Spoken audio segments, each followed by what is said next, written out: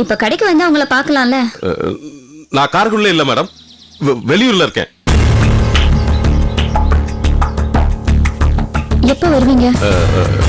2-3 நாள் ஆகும் மேடம். நான் கொஞ்சம் ஒர்க்ல இருக்கேன், அப்புறம் பேசுறேன் ப்ளீஸ்.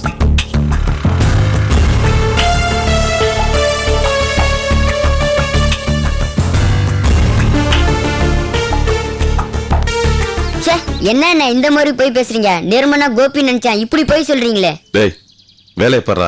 நேர்மை இல்லாத ஓனர் கிட்ட வேலை செஞ்சா எனக்கும் அதே புத்தி தான் வரும். போடா, வெளியில நிறைய யோக்கியம் இருக்காங்க, அங்க போய் வேலை பாரு போ. என்னன்னா புசுக்குன்னு கோவப்பட்டீங்க? உங்களுக்கு பொய் சொல்லவே தெரியாதுண்ணே. உங்க பொய் ஒரு நாள் கூட தாங்காதுண்ணே. டேய் இப்ப நான் ஒரு பொய் சொன்னேன்ல, அது அவங்க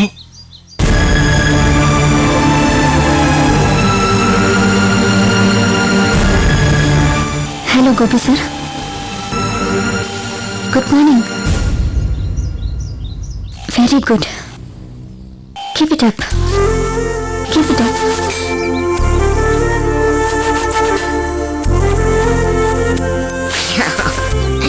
என்னண்ணே 5 நிமிஷம் தாங்கல உங்க பொய்யே வராத வித்தையே ஏன்னா ட்ரை பண்றீங்க? டேய் வேலைய பாறா. இல்ல யாரா யோகண்ட வேலைய பாரு. இல்ல ஊட்டிக்கு போ, கொடைக்கானல் போ, சித்தப்பா வீடு போ, பெரியப்பா வீடு போ. படுத்தி எடுத்துக்கிட்டு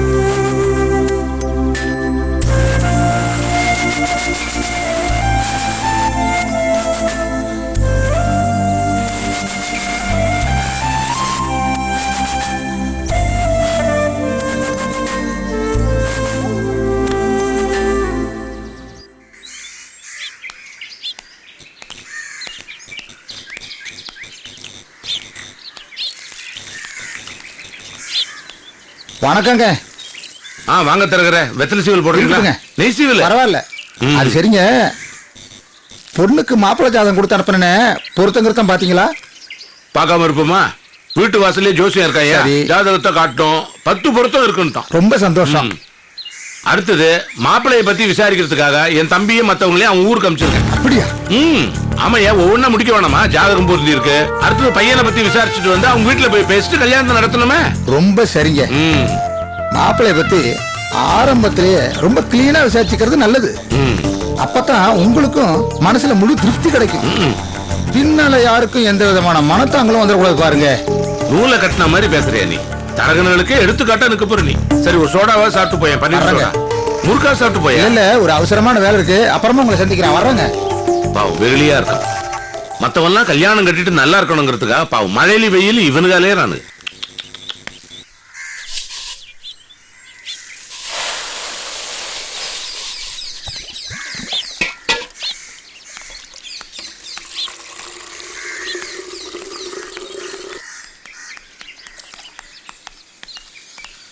தெய்வானே அக்கா, என்ன மனாரஞ்சுதான் கடைக்கு வந்தியா? ஆமா, ராமேஸ்வரம் போகணும்னு சொன்னா எப்ப போற? அடுத்த வாரம் போகணும்க்கா. போன வருஷமே கோயிலுக்கு போய் பரிகாரம் எல்லாம் பண்ணிட்டு வந்தோம். ஆனா ஒண்ணும் பழிக்க மாட்டேங்குதுக்கா. இந்த காலத்துலதான் வேற என்னென்னமோ நிறைய வந்திருக்காம்ல. நீங்க 2 பேரும் டாக்டர்கிட்ட செக்அப் பண்ணுங்க. சரிக்கா. ஆமா, என் மகளுக காமு பரமு 2 பேரும் நல்லா இருக்காங்க. 2 பேரும் நல்லா இருக்காங்க, ரொம்ப ஜாலியா இருக்காங்க. அப்படியா? 5 பொண்ணுங்களும் ஒன்னா சேர்ந்தா கேட்கவா வேணும்? தாய விளையாடுறதும் பல்லாங்குழி ஆடுறதும் பூ கட்டுறதுமா எப்பயும் சிரிப்பு விளையாட்டு தான். பாத்தியா என் நிலைமைய? நான் பெத்த பிள்ளைகள உன்கிட்ட கேட்டு தெரிஞ்சுக்கிற வேண்டியது இருக்கு. தெய்வானே, வா பொன்னி. ரொம்ப நேரம் நினைக்கிறீங்களா? இல்ல, இப்பதான் வந்தேன். உன்னை பார்க்கலாம் நினைச்சிருந்தேன், நல்ல வேலை இங்கேயே பாத்துட்டேன். என்ன விஷயம்? இங்க வா. தெய்வானே, அன்னைக்கு மாப்பிள்ளை வீட்டுக்காரங்க வந்திருந்தாங்கல்ல, அவங்களுக்கு உங்க வீட்டுல சம்பந்தம் பண்ணா ரொம்ப இஷ்டம். அப்படியா? பொண்ணு போட்டாவை பார்த்த உடனே மாப்பிள்ளைக்கு ரொம்ப பிடிச்சு போச்சான். இந்த சம்பந்தத்தை உடனே பேசி முடிச்சிருங்கன்னு ஒத்த கால நிக்கிறாராம். ஒரு நல்ல நாளா பார்த்து வீட்டுக்கு வரேன்னு சொல்லிவிட்டு இருக்காங்க. ரொம்ப சந்தோஷம் பண்ணி. ஆனா நிறைய எதிர்பார்க்கறாங்களோ? அதெல்லாம் ஒண்ணு வேண்டான்னு மாப்பிள்ளை சொல்லிட்டாராம். என் பொண்டாட்டிக்கு என்னால சம்பாதிச்சு போட முடியும், பொண்ணு நல்ல குணமா இருந்தா போதும்னு சொல்லிட்டாரு. காமு நல்ல யோகக்காரிதான். என் நிலைமைய புரிஞ்சுக்கிட்டு அந்த கடவுளே நல்லா வழி காட்டியிருக்காரு. உனக்குதான் பொன்னி நன்றி சொல்லணும். என்ன தெய்வான நீ, நாம என்ன அப்படியா பழகி இருக்கோம்? தெய்வான, தோதுப்பட்ட நாளா பார்த்து சொல்லு, அவங்கள வீட்டுக்கு வர சொல்லிடலாம். சரி பொன்னி. ரொம்ப நாளா என்ன கடனுக்கு ஏமாத்திட்டு இருக்கா. நான் போய் கடனை வாங்கிட்டு வந்துடுறேன், வரட்டுமா? சரி. தெய்வானேக்கா, மயிலனை எப்ப வீட்டுக்கு வரேன்னு சொல்லியிருக்காரு? ஏண்டி உன் வீட்டுக்காரர் கூட தானே கச்சேரிக்கு போனாங்க, எப்ப வருவாங்கன்னு சொல்லலையா? கச்சேரிக்கு போறதா எத்தனை மணிக்கு வரேன்னு கரெக்டா சொல்லிட்டு தான் போவாரு. ஆனா கச்சேரிக்கு போகலையே. சரியா கச்சேரிக்கு போல வேற எங்க போயிருக்காங்க? உங்களுக்கு சங்கதியே தெரியாதா? மகேஷ்க்கு மாப்பிள்ள பாக்க திருப்பலானிக்குல போயிருக்காங்க.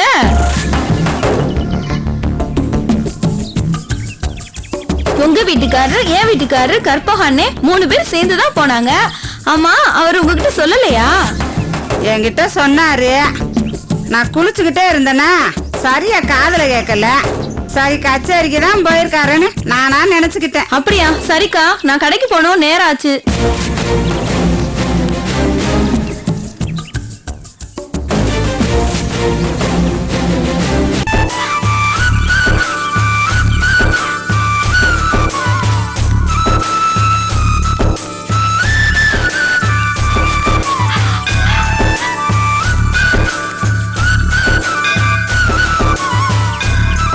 ஓம் நமோ நாராயணாய. திருப்புல்லானி வந்தாச்சு. கடை இது. சரி விசாரிப்போமா? கற்பகண்ணே, என்னண்ணே போய் விசாரிக்கிறீங்களா எந்த கடைன்னு? நானா? நான் நோஞ்சா மாதிரி இருக்கேண்ணே. அவனு நீ நல்லா முறுக்கா இருக்க, நீ போய் கேளு, கரெக்டா சொல்லுவாங்க. எந்த கடைன்னு விசாரிக்கிறதுக்கு நோஞ்சானா இருந்தானே குண்டா இருந்தானே? அப்ப நீங்க விசாரிக்க வேண்டியதுதானே? என்ன எது கேட்க சொன்னீங்க? வேண்டானே. ஐயோ என்னண்ணே இது, நம்ம என்ன தப்பு தண்டா பண்ண போறோம்? ஒரு சின்ன விசாரணை அவ்வளவுதானே. சரி விடுங்க, நானே விசாரிக்கிறேன். அண்ணா ஒரு நிமிஷம். வணக்கம். வணக்கண்ணே. இங்க செல்வரங்கன்னு அவரு கடை கூட. அதோ அந்த கடை தானே. அண்ணே, அந்த கடையில் நிக்கிறாரு அவர் தானே மாப்பிள்ள? மாப்பிள்ள நல்லா தான் இருக்காரு. தவுல என்னப்பா பட்டுக்கு விசாரிச்சு மாப்பிள்ள எப்படிப்பட்டவர, ஒரு குணம் எப்படி எல்லாம் விசாரிக்க வேணாவா? அவ்வளவுதானே. வாங்கண்ணே, நான் விசாரிக்கிறேன். ஆமா, ஒரு நிமிஷம். என்னங்க?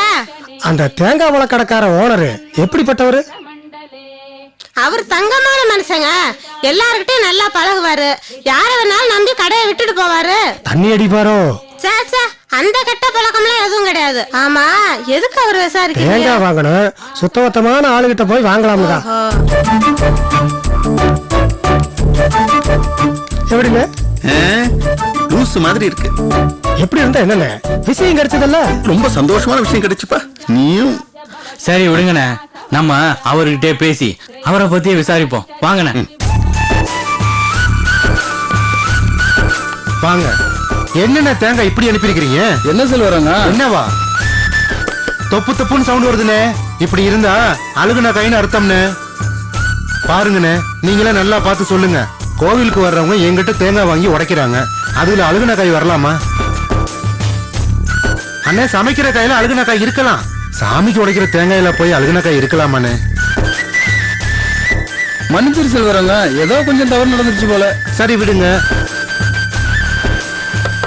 கணீர்னு சவுண்ட் வருதா? நல்ல காய் தானே அர்த்தம். அதாவது ஒரு நல்ல தேங்காயை சுண்டும் போது ஒரு நாதம் வரும். தவுல்ல வாசிக்கிற நாதம் மாதிரி, மிருதகத்துல வர லயம் மாதிரி கணீர்னு சவுண்ட் வரும்னு. சரிண்ணே, நீங்க போயிட்டு வாங்க. ஆனா மறுபடியும் சொல்றேன்னு, இது சாமிக்கு படைக்கிற பொருள் விற்கிற கடை. உங்க சர்வீஸ் எப்படி தெரியுமா இருக்கணும்? ஆத்மாத்தமா பக்தியோட இருக்கணும். சரி செல்வரங்க, அடுத்த முறை நல்ல தேங்காய் இறக்கிடுவோம். அப்ப நான் வரட்டா? போயிட்டு வாங்க. வாங்க வாங்க, என்ன நிக்கிறீங்க? தேங்காய் பழம் வாங்கணுமா? நம்ம கடையில பழங்கள்லாம் நல்லா இருக்கும், நீங்க நம்பி வாங்கலாம். என்ன மயிலண்ணே, சம்மாவோட கிளம்பியாச்சு போல் இருக்கு. செல்வரங்கம், பொண்ணு வீட்டுக்காரவங்க உன்னை பத்தி சரியா விசாரிச்சு போலான்னு வந்திருக்காங்க, அப்படித்தானே? ஆமாமா. கோயிலுக்கு வந்த தரக என்ன நீங்க? தப்பே இல்லைங்க. ஆரம்பத்திலே மாப்பிள்ளைய பத்தி தெளிவா விசாரிச்சு நல்லதுதான். எந்த டவுட்டா இருந்தாலும் கேளுங்க. பின்னால அதுல சொத்த இதுல சொல்லணும்னு சொல்லக்கூடாது. என்ன நான் சொல்றது? நீங்க விசாரிக்க வந்ததுல தப்பே இல்ல. ஆனா என்ன விசாரிச்சாலும் இப்பவே மொத்தமா விசாரிச்சுக்கிறங்க. கவன முறையில மட்டும் வேணும். கரெக்ட். ஐயோ தரகரே, நாங்க எங்க கச்சேரிக்கு வந்தோம், அப்படியே சாமி கும்பிட்டு போலான்னு வந்தோம். அவ்வளவு பாருங்க, ஒத்து கூட எடுத்து வந்திருக்கா பாருங்க. அண்ணா டைம் ஆச்சு, போலானே. போயிட்டு வரோம், போயிட்டு வரோம். வரங்க, வரேன் தரகரே. சரிண்ணே. என்ன விசாரிக்க வந்தாங்களா? ஆமா. பேசாமே போறாங்க. ரகசியமா விசாரிக்க வந்திருக்காங்க. விஷயத்தை போட்டு உடைச்சிட்டோம்ல, கிளம்பிட்டாங்க. நல்ல வேலை, நீங்களும் கடையில இருந்து நல்லாவே பேசுனீங்க. எல்லாமே நல்ல விதமா முடிஞ்சது. கிளம்புறதுக்கு போக்குவரத்துக்கு செலவு கொடுங்க. கொடுக்குறேன். தரகர் பைய திடுதிப்புன்னு வந்து நின்னுட்டானே. ஆமாண்ணே, எனக்கே தர்ம சங்கடமா போச்சு. ஆமா, சத்தம் இல்லாம பேசிட்டு போயிடலான்னு பார்த்தா தரகர் பையன் வந்தது இல்லாம நம்மள மாட்டி விட்டான். ஆனா எனக்கு மாப்பிள்ளைய பிடிச்சி போயிடுச்சுங்க. ஆமா ஆமா ஆமா, அவரே அந்த தேங்காய் அப்படி தட்டி தட்டி அவர் சொன்ன விதமே இருக்கு பாருங்க, அதுலயே அவர் குணம் தெரிஞ்சு போச்சு. எனக்கு பிடிச்சி போயிடுச்சு. அப்போ வேற எதுவும் விசாரிக்க வேணாமா? இன்னும் என்ன இருக்கு விசாரிக்கிறதுக்கு? மாப்பிள்ளை மனசு அந்த தேங்காய் பூ மாதிரி வெள்ளையா இருக்கு, அது போல இருக்கு. மகேஷுக்கு இந்த மாப்பிள்ளை ஓகே. மகேஸ்வரி, மொட்டை மால்ல போய் துணியெல்லாம் எடுத்து வந்துட்டியாம்மா? ஐயோ மறந்துட்டேம்மா.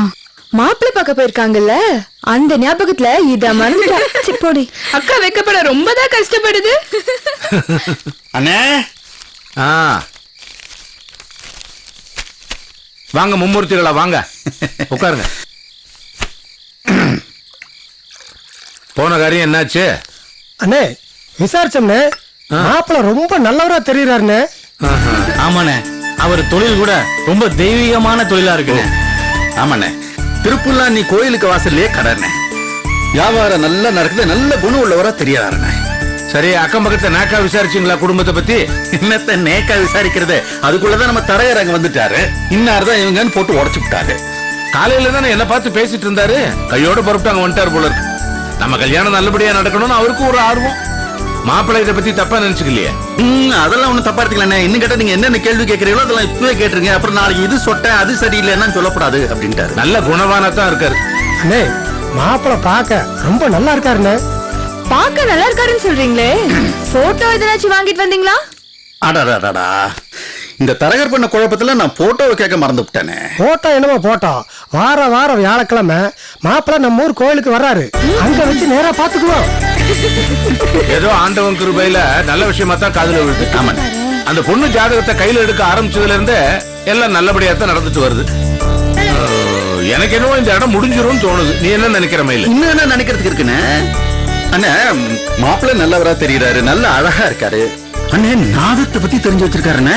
நாதமா? ஆமாண்ணே. அது எப்படி? அந்த தேங்காய சுண்டி சுண்டி அதோட குணத்தை சொல்றாரு, அதுல ஏதோ நாதம் வருமாமே, அது வச்சு இதுதான் குவாலிட்டி அப்படிங்கிறாரு. எனக்கு மாப்பிள்ளைய ரொம்ப பிடிச்சு போச்சுண்ணே.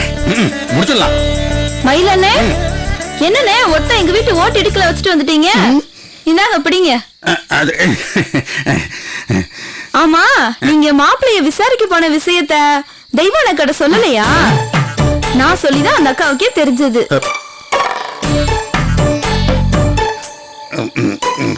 நல்ல விஷயம் பண்ணமா, நல்லா இருப்ப, நீ நல்லா இருப்ப. அண்ணே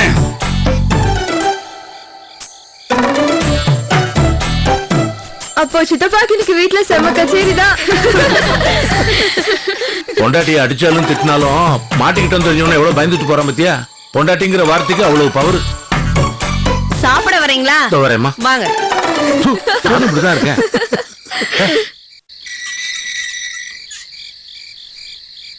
கொண்டாங்க கொண்டாங்க.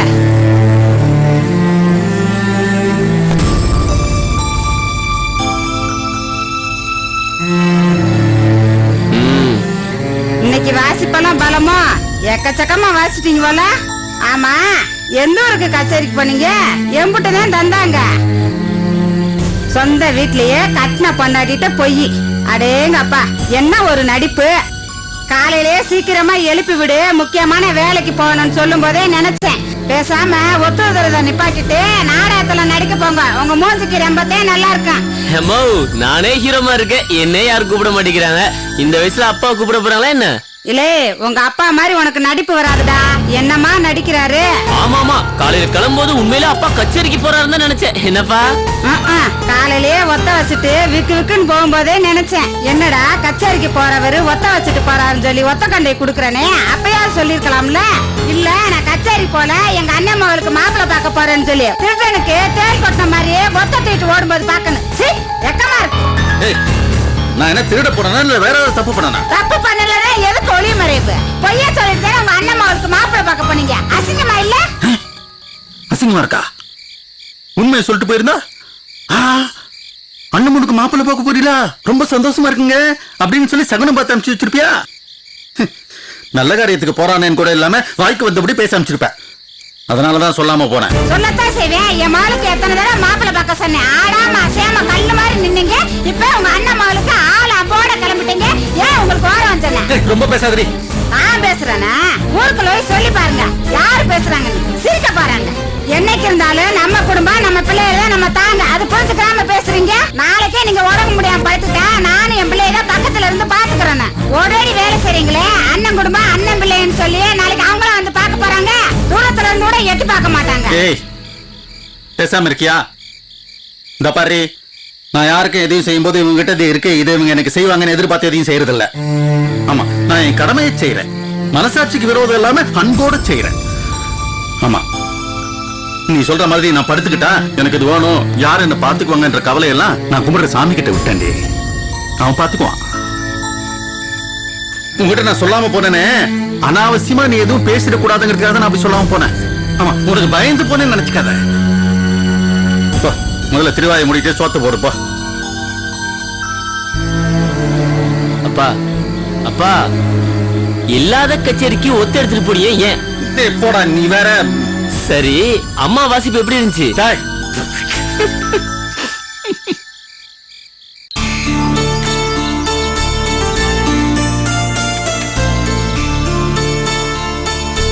என்ன மீனாட்சி, வழக்கத்தை விட இன்னைக்கு அதிகமாவே பூ வாங்குற? இதெல்லாம் காரணமா தான். அப்புறம் பொண்ணு அலங்காரத்துக்கு ஜடை செய்யறதுக்கு மாலை செய்யறதுக்கு இதுக்கெல்லாம் பூ சேர்த்து போடு. இதெல்லாம் நான் செஞ்சு கொடுக்க போறேன். ஏதாவது விசேஷமா? ஐயோ, இதெல்லாம் செஞ்சாதானே காசு கூட கொஞ்சம் கிடைக்கும். செலவு காத்துட்டு இருக்கா இல்லையா? என்ன செலவு? மகேஸ்வரிக்கு கல்யாண பேச்சு வீட்டுல எடுத்துட்டோம். ஒரு நல்ல ஜாதகம் வேற பொருந்தி வந்திருக்கு. சீக்கிரமா நல்ல காரியம் பண்ணலாம் நினைக்கிறேன். அதுக்கு செலவாகுமா இல்லையா? நல்ல விஷயம்தான். ஆமா, 2 கல்யாணத்தையும் ஒன்னாவா வைக்க போறீங்க? என்ன சொல்ற? தெய்வானதான் அவ மகளுக்கு மாப்பிள்ளை பாக்குறதுல மும்மரமா இருக்கல்ல. பாக்கட்டும். முதல்ல மகேஸ்வரி தானே மூத்தவ, அவளுக்கு முடிச்சு கொடுத்துட்டு அதுக்கப்புறம் காமுக்கு முடிச்சுக்கலான்னு அண்ணன் தம்பியும் பேசி முடிவு பண்ணிட்டாங்க. சரி. சடங்குக்கு ஜட ஆர்டர் ஒண்ணு வந்திருக்கு. நீ அப்படி வாரமா நில்லு, என்னால முடிஞ்சதை செய்யறேன்.